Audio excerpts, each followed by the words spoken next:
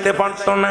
বাবারা, আপনারা যারা যান এই কালীকুলার পর থেকে বাবু বাড়ি যেটা দেখা যায়, মুসলমান মিল গেটের সামনে যে বাড়িগুলো দেখা যায়, টেস্টার মিলের কাছে যে বাড়িগুলো দেখা যায়, শুধু তাই নয়, ওই বাবুদের বাড়ির সামনে দিয়ে জুতা স্যান্ডেল পরে যাওয়া যায় না।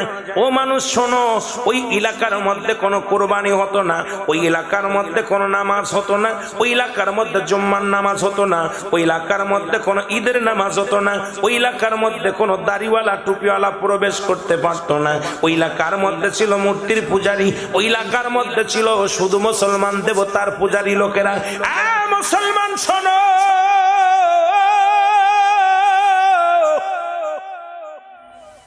জামানার মহাইমাম খাজা বাবা সুইদাল্লামা ফরিদ যখন এই জমিনের মধ্যে আসলেন রে মুসলমান, যেখানে কোনো মুসলমানদের অস্তিত্ব নাই, সেই জায়গা কেবলাজান হুজুর আসলেন।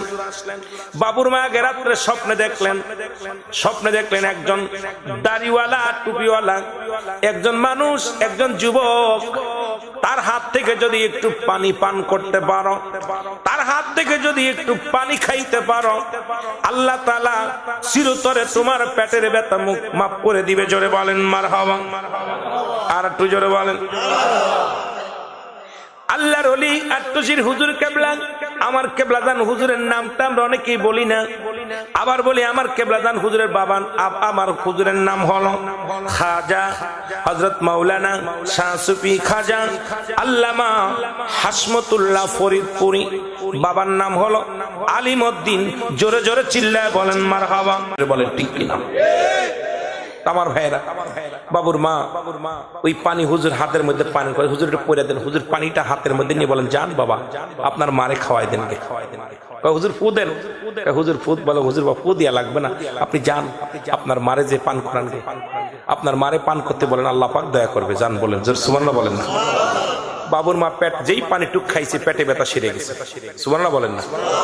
বাবুর মা বললেন, বাবু ওই পাগল লোকটা যে এরিয়ার মধ্যে বইছে ওই এরিয়াটা আমি দান করে দিলাম। সুবহানাল্লাহ বলেন না। যে জমিন টুকের মধ্যে, যে কাটার মধ্যে 4 কাঠা জমি, এই কয়েক কাঠা জমি, 4 কাঠা জমি, 4 শতক বা 4 কাঠা জমি, এটা আমি বাবুর মা আমি উনাকে অক্ষ করে দিলাম যে আমি এত ডাক্তার কবিরাজ দেখালাম, আমার পেটে ব্যথা যায় নাই। আল্লাহর ওলি তার হাতের একটু পানি দিয়ে সেরে গেছে।